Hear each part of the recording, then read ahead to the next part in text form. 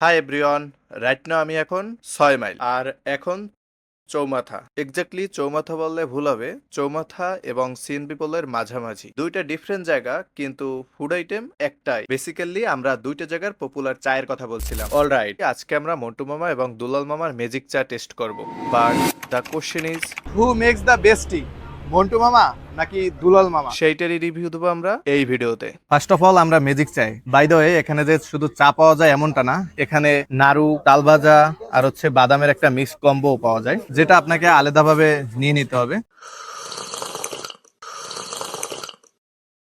দুলাল মামার চায়ের রেটিং 7/10। এইটা শুধু চায়ের জন্য। তালভাজা, নাড়ু, বাদাম এগুলোর কম্বিনেশন এক কথায় বেস্ট। এখানে আমরা একটা স্পেশাল চাও ট্রাই করি, যেটা চায়ের উপাদানের সাথে সুগারের পরিমাণটা অত্যাধিক ছিল। দ্যাটস ওয়াই আমরা মন্টু মামার এখানে শুধু নর্মাল চাটাই অর্ডার করি। মন্টু মামার চায়ের রেটিং আমার কাছে 8/10। এক্ষেত্রে মন্টু মামার চায়ের দাম ছিল 35 টাকা এবং দুলাল মামার 30 টাকা, কিন্তু আমার মন জয় করেছে মন্টু মামার চা। টেস্টের দিক থেকে সিমিলার হলেও প্লেসের দিক থেকে আপনি যদি শহরের একটু দূরে গিয়ে বন্ধু বান্ধবদের সাথে নিরিবিলি সময় কাটাতে চান, তাহলে আমি বলবো ম্যাজিক চা আপনাদের জন্য বেস্ট প্লেস।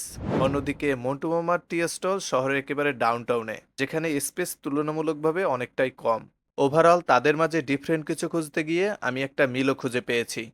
যারা কিনা সাদা কালো টিভির যুগ থেকে কেতলিতে নয় বরং ড্যাগে চা তৈরি করে আসছেন। যেহেতু টিভির কথা উঠেই গেছে, গ্রাম বাংলায় একটা প্রবাদও আছে, চায়ের দোকানে নাকি টিভি না হলে জমেই না। কিন্তু এই কথাটা তারা দুজনেই ভুল প্রমাণ করেছেন। একই সাথে চায়ের স্বাদের ধারাবাহিকতা দিয়েই তারা টি হাউজের আড্ডা আজও জমিয়ে রেখেছেন। তো আপনার এই দুইটার ভিতরে ফেভারিট কোনটা এবং পরবর্তী কোন দুইটা জায়গার ফেভারিট ফুড নিয়ে এরকম মারামারি চান, অবশ্যই কমেন্ট বক্সে লিখতে ভুলবেন না।